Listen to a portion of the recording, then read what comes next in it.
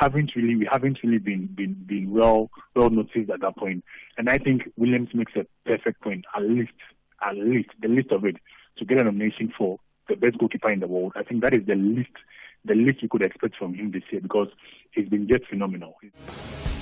It's exactly 9 after the hour, 6 on the Mighty Metro FM. Thank you so much to 5-time hosts of the Mighty Metro FM Awards and first-time host of the Mighty Metro FM Awards this weekend, Loot Love, alongside, of course, Thibaut Touch on the touchdown. They do it again tomorrow between 3 and 6. Max Mapunyana walking past and greeting me actually caught me off guard there. Hey, still looks good, huh? Doesn't look like a man in his 60s. He must be. Max must be in his 60s. Looks great. 9 after the hour, 6 on the Mighty Metro FM. Welcome to it. It's Sports Night Amplified with Andile. I am Andile Ncube. An exciting show. That's going to be a little historical as well. We're going to be speaking a little bit of history in this show because in case you don't know, there was a huge incident that happened out in Algeria. And we want to just get into it and find out what exactly is the sand wall. I'm a historian. Like, I did history and I love covering history. So when I saw this and I heard about it, I went and I looked it up. Algeria and Morocco, who've been, at war since the 1960s, early of that, in a war that was called then the Sand Wall. These are two countries in North Africa that are well respected as far as football is concerned, but don't get along since back then because of this sand wall. How did this sand wall impact this past weekend? How did the sand wall of the 1960s become a wall of two soccer teams that didn't take to the field? It's an exciting one, isn't it? To get a little bit of history with a little bit of your football. In order to have this conversation, I want to go to one of my absolute favorite when it comes to Instagrammers who speaks about football. It's called African Football. It's called Africa Footy. And African football, right? He's a storyteller and owner of our Africa Footy and African football storyteller. Dennis Seyram Cofie from Ghana will be speaking to us about that war, the sand war, and how it affected this past weekend's Confederation Cup. But over and above that, one thing that I saw on his page was a conversation he had about awards season that's coming up, of course, all across the world, but in particular, the CAF ones, and Ronwen Williams. He's in action this evening against Kukuna United out in Pretoria. I'll be dashing off to that game after this. Is this man, or should he be getting a nod in the CAF Awards as the best player in Africa? And over and above that, we've got the Ballon d'Or that's coming up. Should Ronwen Williams be getting some sort of acknowledgement from it? Has he done that well over the last year? I'd love to hear your opinions, but I'll take it to him as the man that's brought up this conversation. There's also some golf to speak about, and I'm excited for that because it just ended on Sunday, I think it was the last day. But Bongi Mukaba, who's the tournament promoter and City of Joburg event manager, will tell us all about the golf this past weekend here in the city of Joburg. Let's take a break. When we come back, we begin the show by going all the way to Ghana. Let's go. 4 days. That's right. 4. Only 4 days left to the penultimate Metro FM Music Awards. We know you're bound to question whether or not you're going to come up with something, but yeah, a nomination is an achievement on its own, but we're just hoping, Hurry and get your tickets now at CompuTicket and don't miss out on South Africa's biggest music awards in Mpumalanga. You are holding the award right now. How excited are you? Very. Saturday, 27th April. Metro FM. Black to the future. Sports Night Amplified with Andile on Metro FM. Proudly brought to you by SABC Sport. There is a live game later on this evening at 7:30. It's Mamelodi Sundowns that take on Kukuna United. I did rough maths in my head. Stellenbosch are sitting on 24 games played and 43 points. So they've got, 6 games to go to make it to 30. 6 times 3 gives you 18. If you add 18 to 43, then it would give you 61, right? Yes, it's 61. So Sundowns need to get 62 points in order to win the league. 62 points means they need 8 points. This is if Stellenbosch win all their remaining matches. If they win all their remaining matches, they get to 61 points. Sundowns need 8 points to get to 62. So Sundowns can win the league in the next 3 games if Stellenbosch don't drop any points, and Sundowns wins all of their matches. 3 matches, which will have them win it in 24 with 6 games to go. But it starts this evening. They have to get 3 points against Kukune to put the pressure back on Stellenbosch. If Stellenbosch win their remaining games, then it'll go to the next 3 games. But if not, Sundowns can clinch it in the next 2 matches even. It is possible. 14 after the hour 6 on the Mighty Metro FM. Conversation we'll be having is in and around what we saw happening over the weekend. There is a CAF statement that's come out. Speaking about the Total Energies CAF Confederations Cup first leg semi-final fixture between USM Algiers of Algeria and RS Berkane in Algiers. Algeria did not take place as scheduled. The matter will be referred to the competition bodies, of course. CAF has apologized for any inconvenience that was caused to the TV sponsors, the partners, and the supporters as well. But what happened? Why did this match not take place? In order to have that conversation, we need to go to the owner of Our Africa Footy, a man that I like to call the African football storyteller and whisperer, Dennis Seyram Cofie, for the very first time here on South African radio.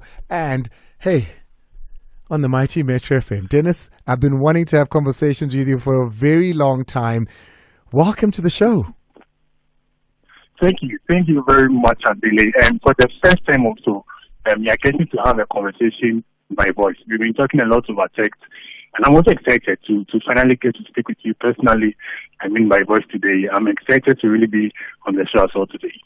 Go follow him on Twitter. It's Our African Footy. Footy spelled F-O-O-T-Y. Our African Footy. It's one of the best sports pages covering African football and Africans in football on the internet. Trust me on this one.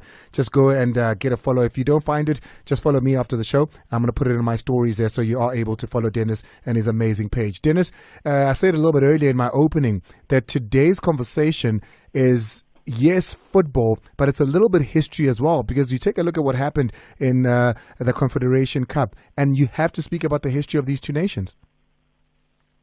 Yeah. There's been a lot at these two countries together, dating back to years ago. I think we could be able to date back to as far as 1975.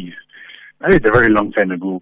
Myself, I wasn't born in 1975. I don't know for you yet, but myself, I wasn't born. But that's how far.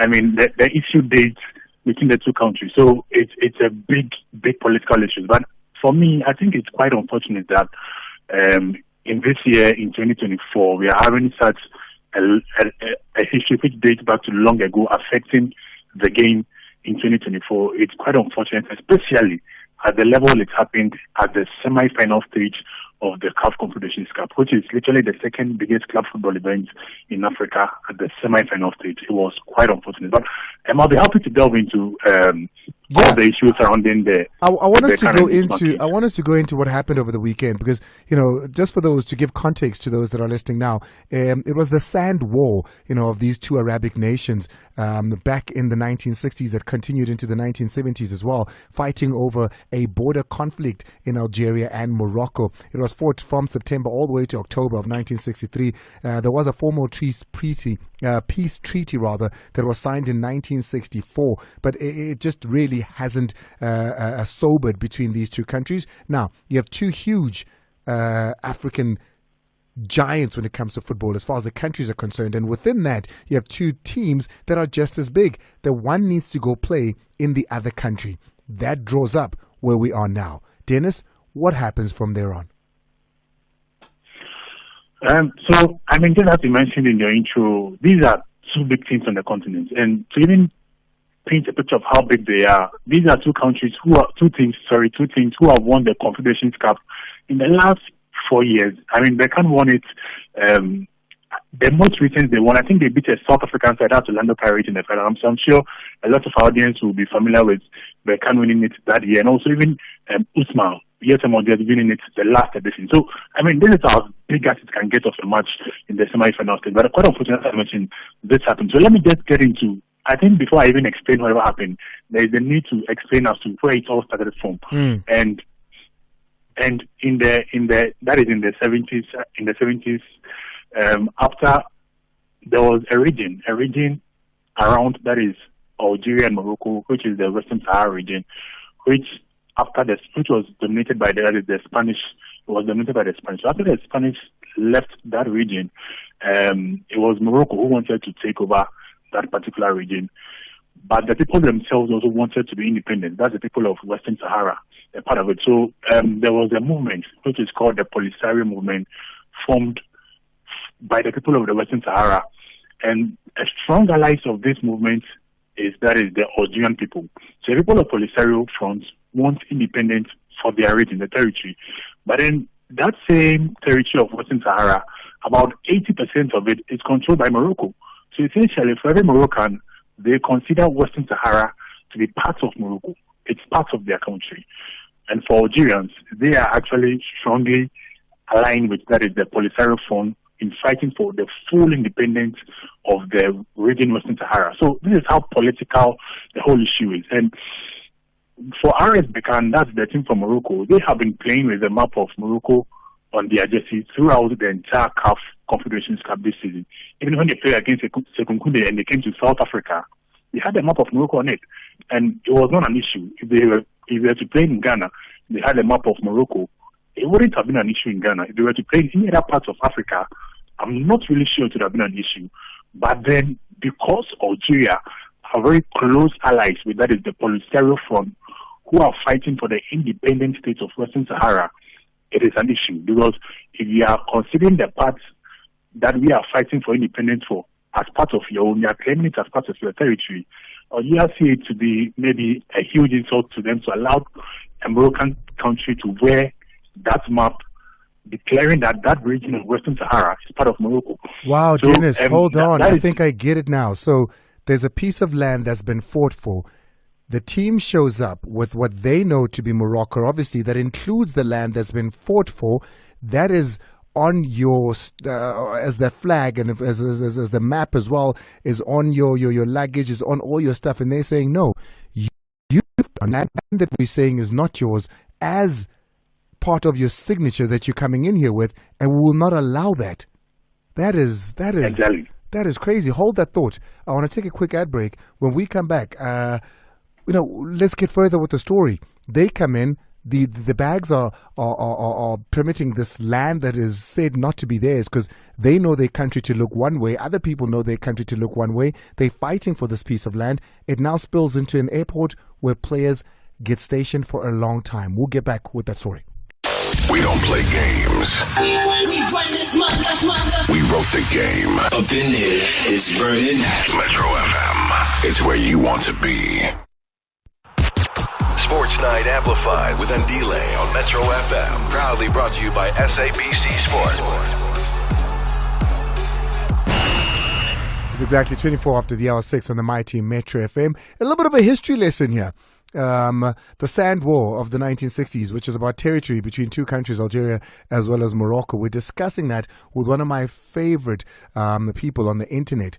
And if you follow him, it's such a great page. Our African Footy is what it's called. Our African Footy, a page that's run by Dennis. He's all the way out in Ghana. We're having conversations about him, and he's trying to detail everything for us. Timmy, do we still have Dennis on the line? No, we do have Dennis on the line. Dennis? Yeah, Andile.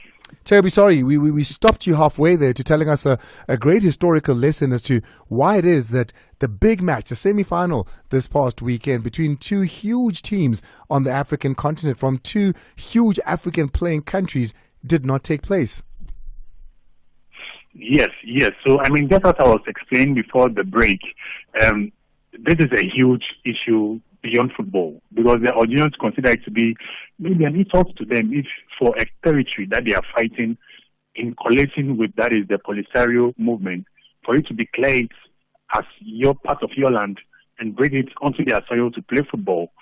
They consider it as a big insult. So, for that reason, they had to seize, that is, all the kits of, that is the RS Berkane team, so they'll be unable to use it for the game. And that was the main issue when, that is, the Berkane team landed in the Algerian airport. The kits were seized, the jerseys they used for the game were seized, so they couldn't literally use any jerseys for the game. And so, it became a tussle of diplomacy of the Moroccans trying to get their jerseys, and the Algerians also trying to prevent them from getting that particular jerseys, because the map of Morocco was on the jersey, which was included which had also the map of, that is, Western Sahara, which is a territory that Polisario movement, that is a movement in Western Sahara, were currently battling alongside Morocco for that territory. So, I mean, because of all that issue, those jerseys were seized, then the game just couldn't happen. So there was a lot of drama. Happened all across this whole issue, from the moment the jerseys were seized to the moment the game didn't come off. So first of all, we saw videos of, that is, the RS Berkane team who were trapped at the Moroccan airport. We also saw videos of the RS Berkane team who were making stretches. They were making light exercises, some light training. They were making some stretches at the airports. And we saw also certain videos of, that is, a bit of altercation between the RS Berkane team and also some of the authority at the Algerian airport. For what really was the reason for all those issues, I independently cannot really confirm the reasons, but there's been factions, there's been stories from both sides. The Moroccan side have had their stories as to why all those things happened. The Algerians have also had their stories as to why all those things happened. According to the Moroccans, well, they claim that the RS Berkane team were, that is, detained. They were detained at the airport. They weren't allowed to move for over 3 hours. They were detained at the airport, so they had to resort to making their own stretch and also own life training at the airport. That is what the Moroccans said. According to the Algerians, they also said the RS Berkane team were not detained at the airport, but only their jerseys were seized. I mean, we saw the videos, we saw the pictures. Yes. So according to them, the team was actually not detained at the airport. Only the jerseys were detained. But after the jerseys were detained, the RS Berkane team wanted to do something, sort of create a scene for their jerseys to be released. So in that sense, they called back their players to the airport to, sit on the ground, look as if they were dejected, act as if they were training, and then take pictures in efforts to create a scene for the jerseys to be released. So these are the stories we heard from both stories. I independently cannot confirm which of the two is true, but then that was what both of them had to tell us as the reasons why we saw all those pictures and all those images online. But eventually, what happened was that the jerseys were not released, because I think this whole issue was way beyond football. For the administrators of, that is, USM Algiers, it was way beyond them. For the administrators of RS Berkane, it was way beyond them. This was a huge political battle between two countries which have been dating for years and years ago. Wow, this is it's insane for African football that politics and wars get into a game that this is this big. The second biggest tournament in club football on the continent, and the game didn't happen. So from what we're hearing, there should be possibly a neutral venue to play both legs of this game. And I think that should be necessary. That should be necessary because we need to play the semi-final game. This is the semi-final game. Only one of the teams can qualify to the final. Thankfully, the two teams playing the other semi-final are, that is, Zamalek from Egypt and then also Dream 30 from Ghana. So we are not going to have any Morocco and then Algeria final. That's one of my biggest things I'm excited for, at least for the final, that the final will be clean of this drama. But then I'm also of the huge belief that this game really needs to happen at a neutral venue, because you can't really blame the USM Algiers team for not being able to play the game. On the match day, they were there. They were at the match venue. They were dressed in their outfits.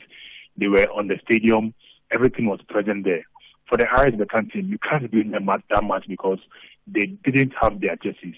You can't ask a team to enter onto the field of play shirtless. It's not possible. They have to wear their kits, their full jerseys. They didn't have it. So you can't also blame them. And as I mentioned earlier on, this case goes way beyond football. It's above the pay grade of the administrators of both of these clubs. So you can't really blame them fully for what happened on the CAF Confederations Cup semi-final. So for me, to solve this whole thing, I think it's really essential for us to play the game at a neutral venue, very far away from Morocco and also from Algeria. So maybe if the game will be sent to somewhere in Southern Africa, maybe in Namibia, or maybe even in South Africa, I think it will be better for the game to play way away from all this drama. So at least you get to experience the spectacle of football at this level. Because for me, I was very excited to watch this game as to how the game will pan out, because I think this was one of the biggest games in the Confederations Cup this season that we are about to witness.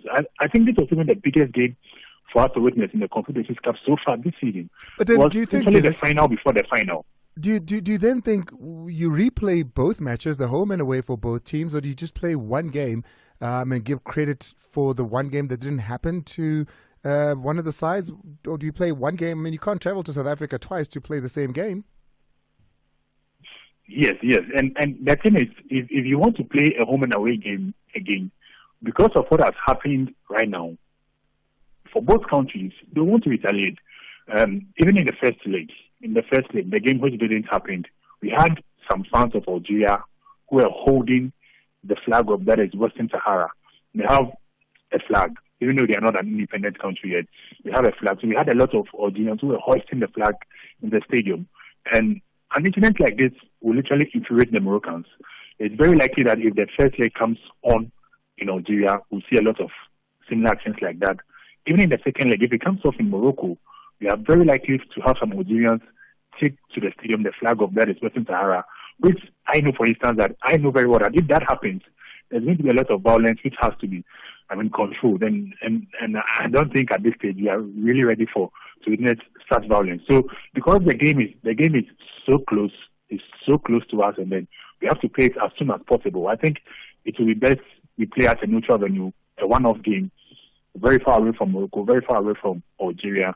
It's just pure football, witness football action, away from all this drama. The winner goes straight to the final. I think that should probably be the best solution for out of this whole mess, because for my personal thoughts, I think politics and football really should not be collating. So even beyond playing the one-off game, there should really be direct measures to avoid an incident like this happening. Because if it is really tolerated, there are a lot of political actions which are going to be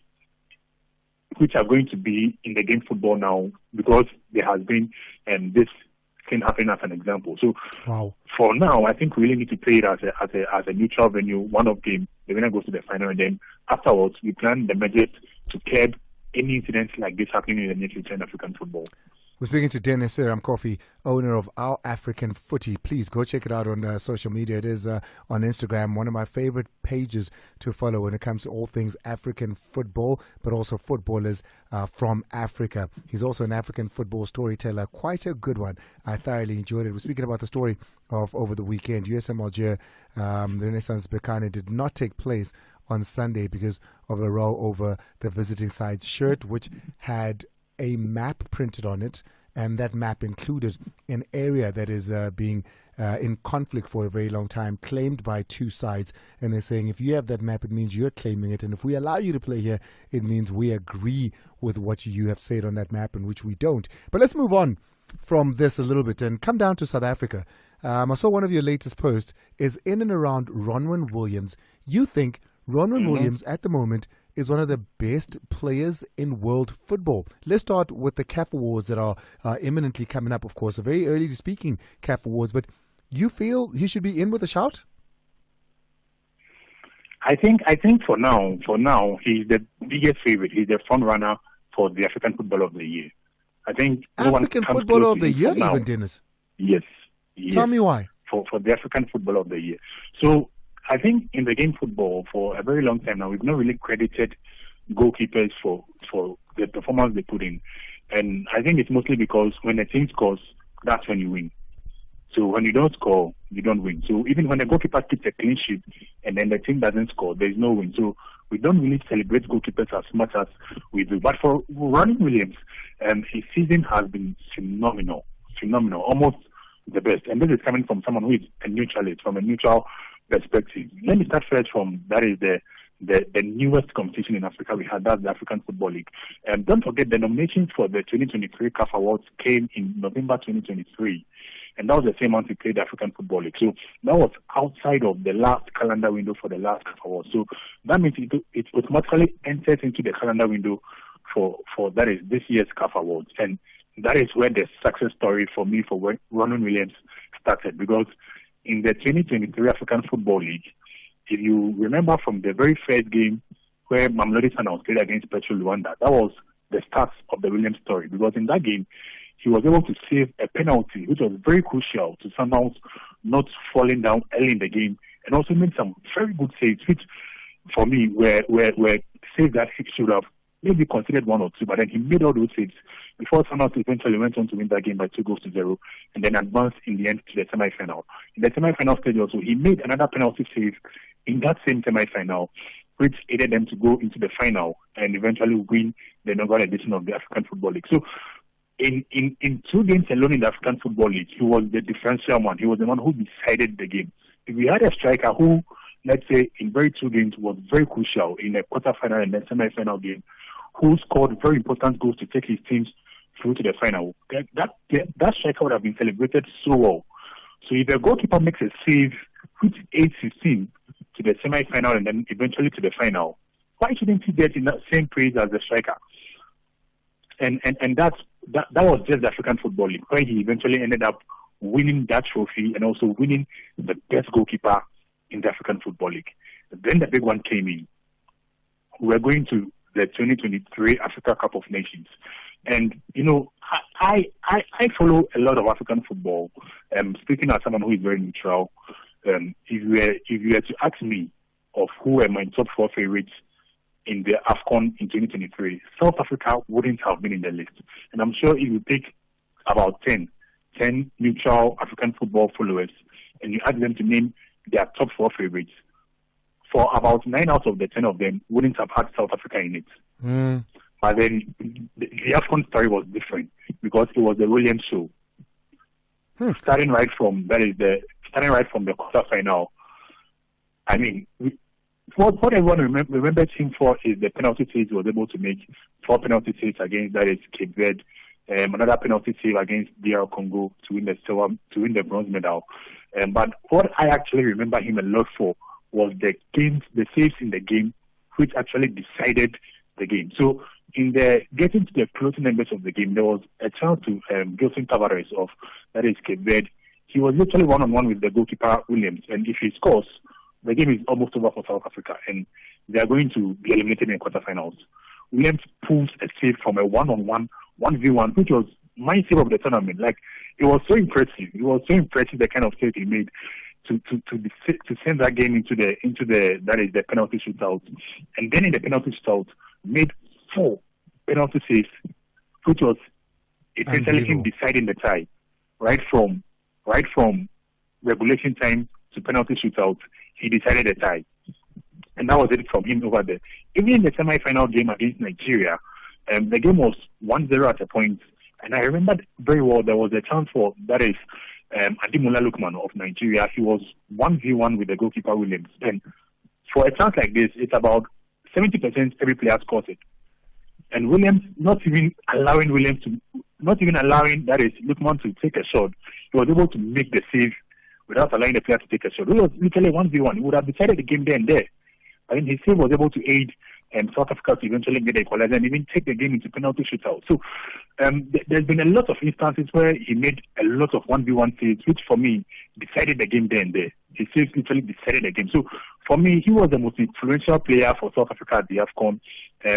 He was the best goalkeeper at the AFCON. He made the most saves at the AFCON. He made the most clean sheets at the AFCON. He prevented the most goals at the AFCON. I mean, it's very rare to find a goalkeeper who does all this at a single tournament. Mostly, you find the goalkeeper of the best teams making the most clean sheets, but then they don't have the most saves. Or you find a goalkeeper of the teams who concede a lot of shots making the most saves, but they also concede, so they don't have the most clean sheets. But for him to get all of these and also get the best goalkeeper, it was incredible. And even in my opinion, and this is just my opinion, he was the best player at the AFCON. That is my opinion. I agree with you there. I was at the AFCON. I was at the stadium. I was on the field when those announcements were being made. You know, I had just done interviews with some of the players for CAF, and I said to Ron, when I looked at him, I said, "Are you ready?" Because I thought, you know, definitely this is you need to go. And when he wasn't called up to do it, I was a little bit surprised. I thought he had been the best player. I'm going to let you go in just a bit, Dennis, but one more question perhaps. Need to take another quick ad break. 1843, Dennis is still on the line. Dennis is the owner of the account Our Africa Footy. Footy spelled F-O-O-T-Y. Our Africa Footy, one word. Go and check it out. He's doing some amazing work in making sure that he keeps the continent and the world abreast of all things African football. Dennis, very quickly, I mean, you'd have to go back to George Weah times. Does the Ballon d'Or, according to you, recognize African talent in African football. There were years when, you know, the Mo Salahs and the Sanes, even Manes rather, one would have felt were head and shoulders above most. Now we're talking about a Ronwen Williams, one of the best keepers in the world, according to what you've just told me. But the Ballon d'Or surely does not recognize Africans in that way, especially ones playing in Africa. And yes, and that's the side. But I was trying to get the history of the last African player who is placed on the continent to be nominated at the Ballon d'Or. I mean, I digged a lot. I couldn't really find the last person to get such a nomination. So, I think we haven't really been well noticed at that point. And I think Williams makes a perfect point. At least the list of it to get a nomination for the best goalkeeper in the world. I think that is the least you could expect from him this year, because he's been just phenomenal. And if you would even allow me to make this one more point, a lot of people have said about Abu Chirika and Drogba in 2008, where Abu Chirika won the Champions League, and the CAF Champions League, and also the AFCON in 2008, and Drogba won the Best Player of the Year. If you remember in 2008, Drogba played in the final of the Champions League. He also was second place in, that is, the Premier League with his club Chelsea, and was also in the semi-final of the AFCON. And this year, you can't really mention any African player who has a good performance with his club and national team, apart from maybe Williams. Because if you mention, let's say, Boniface, he wasn't at the AFCON. He didn't play at the AFCON. He was injured for almost 4 months, half of the season. If you mention, that is Kosunu from Ivory Coast, at his club side, he's been on the bench for almost half of the games. If you mention maybe Trostokon, who was the best player at the AFCON, he has not played a game since the AFCON final because he's injured. So there's actually no competition, in my opinion, and I think we should really be pushing for him to get at least a nomination for the Ballon d'Or Best Goalkeeper of the Year, because he really deserves it. And I think if Sundowns could push to, let's say, win the treble, win the Champions League, win the Nedbank Cup, and the league, which is almost wrapped up, then we can start pushing for him to get a nomination for that is the best football of the year in the world. That's at the Ballon d'Or, and I think he really would deserve it if he gets it. Dennis, this is the first of many. Thank you so much and welcome to South Africa. We're covering football on the continent, and as are you. So great synergy and work between the two. I hope to hear a lot more from you on the show. Thank you so much for coming up, and I love to Ghana. Thank you too for having me. It's been a great speaking with you and all your audience in South Africa. We appreciate it. He's out of here. The first time on the radio out here in the Southern Hemisphere. We do hope that it's a relationship that will grow more and more as we cover African football. A lot of you said, hey man, we'd like to know more about continental stuff. So hey, there you go. There is a match live this evening. Mandalay Sundowns playing Sekhukhune. Do make sure that you do catch that at 7:30. Sundowns need just 3 games to clinch the league, depending on what happens in other games as well. But they'd also have to get 3 points each to get to the 9 points in order to make sure that they put it far beyond Stellenbosch. If you're coming to the Metro FM Awards, I can give you 2 tickets at the price of 1. So all you have to do is go buy your 2 and share it with us on our social media pages. DM us your 2 tickets and we'll give you 2 more. It's as simple as that. So you'd have bought 2, you'd get 4. You'd get 1 and you'd buy 2, we get 4. As simple as that. So make sure that you do come, and I'd love to meet you. Best dressed stands a chance to win an upgraded Golden Circle ticket as well. So make sure that you come dressed in your best. I haven't done a red carpet in a long time, so I'm not quite sure what I'm going to be wearing, but I know I'll be there. I'll show up. I'll be on stage. I'll hand over that award.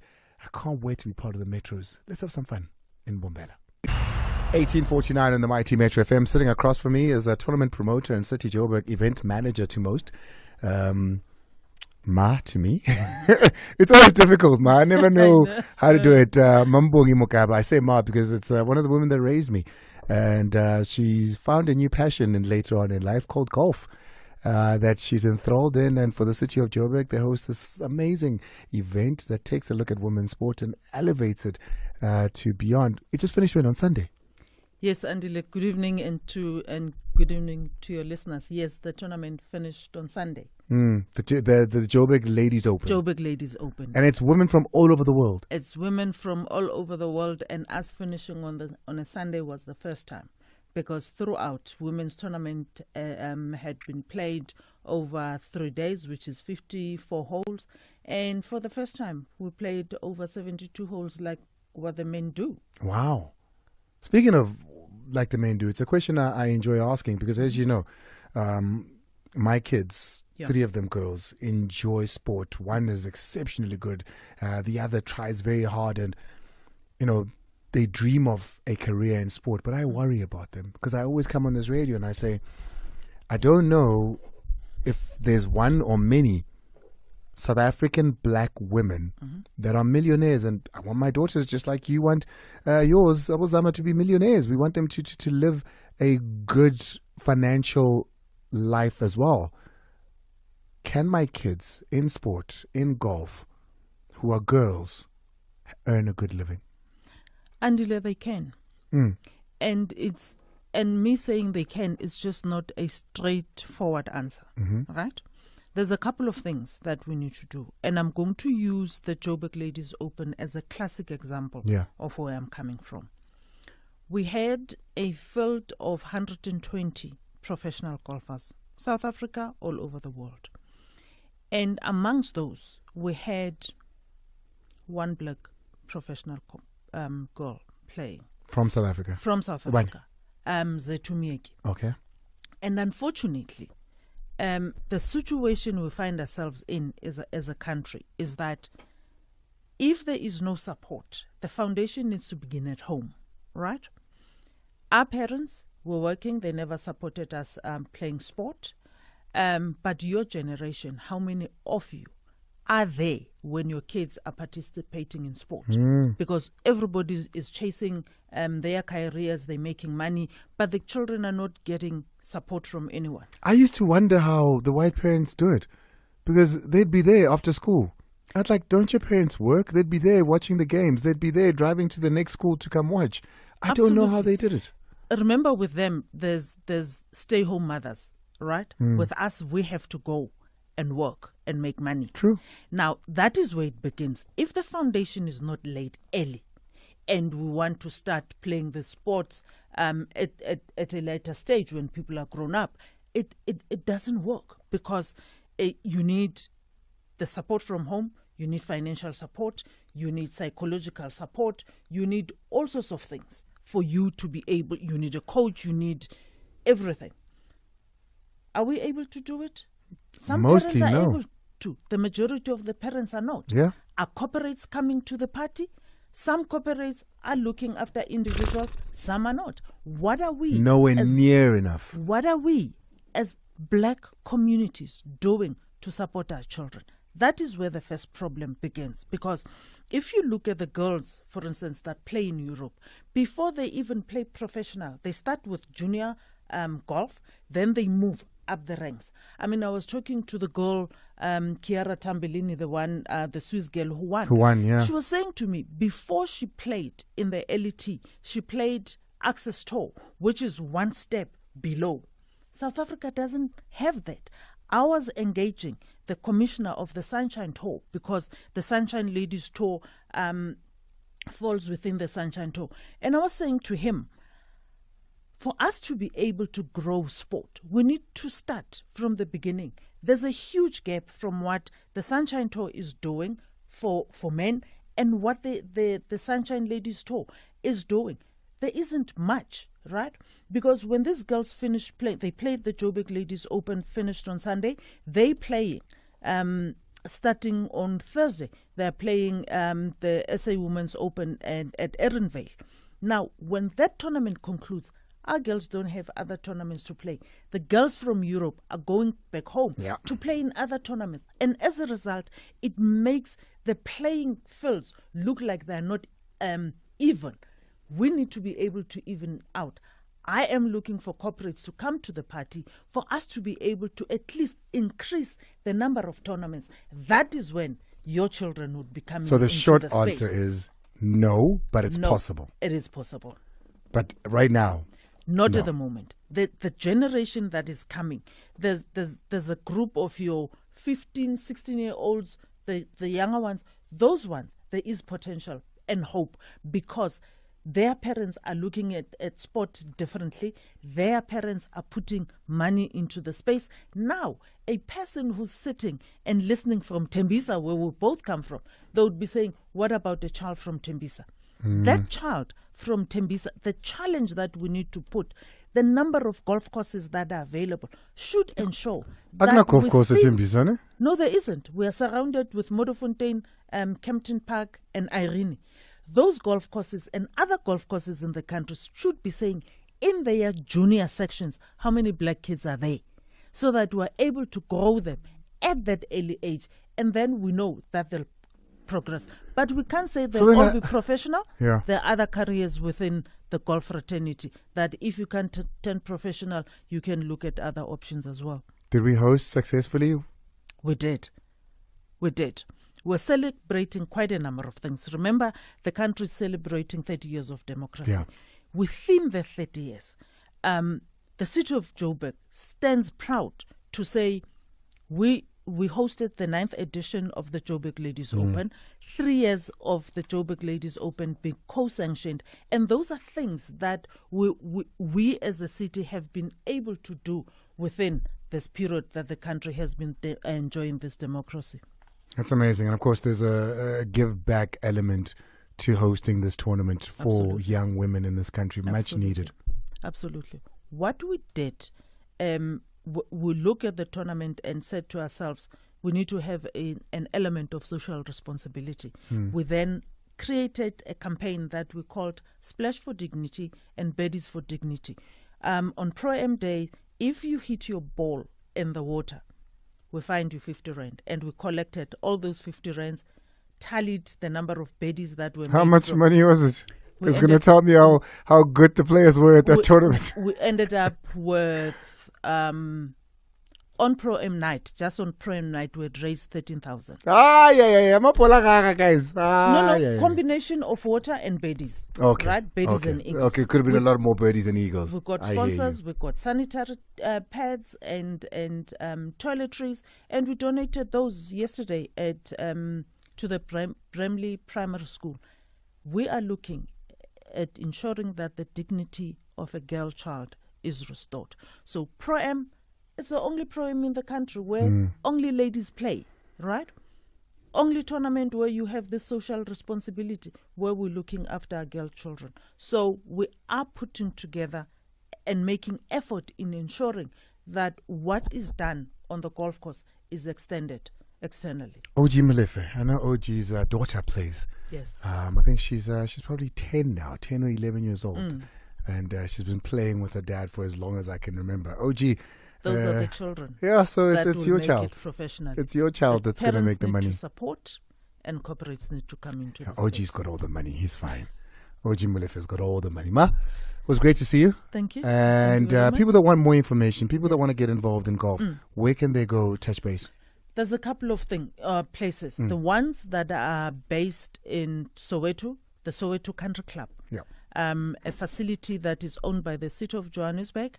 The best golf course in any township. It is. It's lovely. It is the only 18-hole golf course in a township. Lovely. In this country. Well done to Soweto.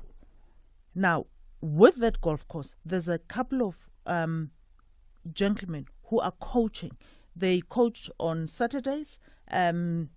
They don't charge anyone. You go there, you get lessons. If you are in Ekurhuleni, Davidton has their own facility. Modofontein, Kempton Park, Irene, those are the closest facilities where people can go. In any other golf course around where people stay, they can go there, get themselves coached, get into the space, let more women play golf. Bongamkaba, tournament promoter and City of Joburg event manager. I'm not allowed to say that, so I'm just going to say, Mama, nyabo. Thank you very much, child. Bye. Off to Pretoria. It's Kukuna versus Mamelodi Sundowns. Pela. That's all me.